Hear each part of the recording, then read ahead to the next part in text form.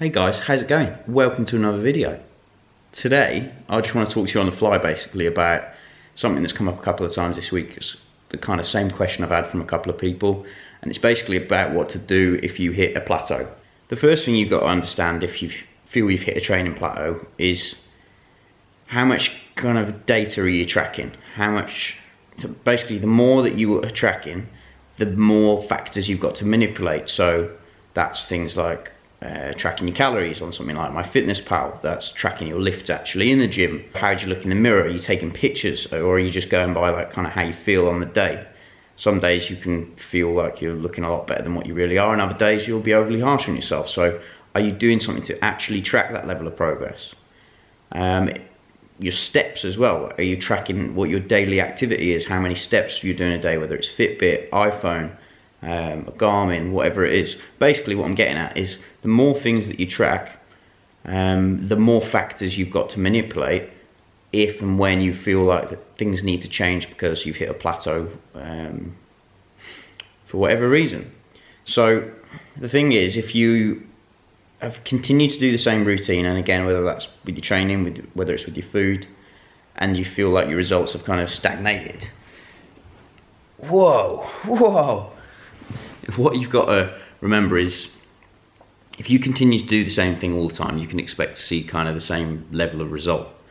You'll progress doing one thing for a certain amount of time, but eventually your body adapts. And again, whether that's training or nutrition, and then things do need to change. So don't moan about hitting a plateau if you're kind of not willing to change things. But the flip side of that is, if you try and change things too often, you haven't got a fucking clue it's working. So you need to carry a routine forward for long enough to get a result out of it, track the result, and then look to change things. I tend to change clients' training cycles between 4 and 6 weeks, depending on what the goals are. I think it's good for like adherence to sessions as well. Like, it's not too much. If client sessions are changing every week, then it's too difficult to keep on top of what you're doing. But if they're not changing often enough, then you get bored. As simple as that. One other thing I wanted to say about plateaus is trying to find a good angle. Let's try this one. If you've literally for a week maybe feel like, let's say scale weight, say the scales haven't changed for a couple of fuck's sake, man. Here? No. Let's go back where we were. If the scale weight hasn't changed for say a week, it's a week. What do you expect? Like, you're not going to wake up with a dream result in a week, or 2 weeks, 3 weeks, 4 weeks, 5 weeks.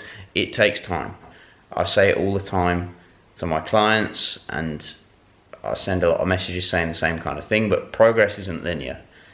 You'll always find progress kind of goes a little bit like that, rather than just being a nice smooth line going up.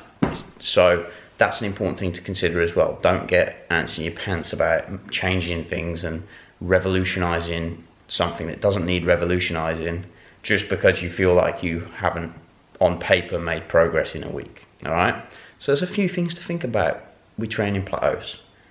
All right, so I've got a fresh food shopping, and you'll have seen it kind of firing in my basket before, so I thought I may as well show you what's going on with it. So what we're dealing with, this stuff is the nuts. I live off this kind of stuff when I'm in a calorie deficit, whether it's Lilt, whether it's Diet Coke. I think we've got some of that knocking around in here somewhere. Sugar-free cordials, unsweetened almond milk, and yeah, basically I don't want any kind of calories to be kind of getting eaten up by fluids, so I always stick with kind of lower calorie stuff when it comes to my fluid intake. What else did I get? So big standard pack of chicken fillet, obviously lean protein, that's standard stuff. Same down here with turkey steaks and turkey mince. We've got some sick little green beans out of the garden there. That's about as organic as you're going to get. But yeah, there's loads of greens. We've got broccoli, green beans, This is kind of the shelf that gets filled the most often. The greens and the veg, so things like sugar snaps. I'm a big fan of baby corn just because I like it. So I get quite a few packs of that in. Mange too, there's some aubergines in there, tomatoes. I like veg that a lot of the time you don't need to cook it. Peppers in there as well. I like veg that you don't need to cook, just so that it's minimal prep if I can't be asked to cook. And I've always got it kind of as a go-to bit of a snack if I want it as well. We've got a couple of dark fruits in there, blueberries and blackberries. Darker the fruit, generally lower the sugar, which is great. What we got in the drawer, apples are generally, like if they're like medium sized ones like that, they're about 70-80 odd calories each. So I tend to have one kind of after I've had my meal, at least once a day, just to kind of, I like finishing a meal with something sweet basically. So apple ticks the box. Sweet potato, that's like my main carb at the moment. Sweet potato, and rices, whether it's kind of a whole grain rice, whether it's these bad boys from Lidl or Aldi, lentils, and there's like some bulgur wheat ones in there I think as well, and brown pita bread's another carb I'm smashing at the minute. These little weapons, so rice cakes, a couple of different ones, those little fuckers which I can't be touching too much. I don't even want to open them to be honest at the moment, because once I open them then it's kind of floodgates situation. The My Protein carb crushers, need some more of those. They're good snack wise. That's just kind of some of the supplement stuff.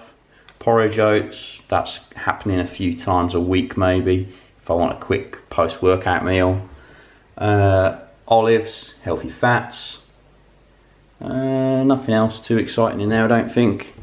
I've got these bad boys today as a change up for post workout, or if I just am struggling to hit my carbs. So it's Weetabix Crunchy Bran, no idea, but what you need to be aware of with cereals, if that will zoom in, that'll be great. Come on son, get in there. Any chance at all? Basically, fuck it. Basically with your cereals you want to be looking at your per 100 grams. 100 grams of cereal ain't a massive amount, but most of the time they'll put per serving, which would be 30 or 40 grams, which is literally bird food. So I'll always look at kind of go to per 100, and that will give you a lot better kind of idea if it's a good idea to go for that cereal or not. You want the sugar generally to be as low as possible. Carbs with cereal is always going to be like 60, maybe 50, 60, 70 grams per 100. And it's the fats you've got to watch out for. A lot of the claimed healthy cereals, like granolas and stuff, they bang a load of fat in, or they'll have a lot of like nuts, coconut, and that. The problem is if you go and have a cereal like that, that's carbohydrate dense and fat dense, then all of a sudden your calories stack up pretty high, pretty quick.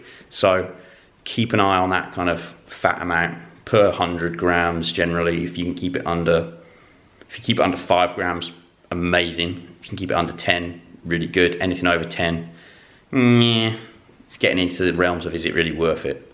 But those Weetabix brand things, they're super low. I can't remember what they were actually. I think about 5 grams, less than 5 grams of fat per 100 grams. Nice and high in carbs, but quite low in sugar, so it means I can eat a lot of them. There's a little bit of what the food's looking like at the moment. Showed you a bit of my training earlier as well, and fucking hell man, showed you a bit of training as well, so you get an insight into what the leg sessions are looking like and the intensity. Yeah, next one I'm gonna review the Romaleos that I've been using on leg day quite often when I'm squatting, Romanian deadlifting, and the belt as well, the Strength Shot belt. Got some interesting things to say on both, so I'll put that up in the next day or two. Thanks a lot guys, I'll speak to you soon.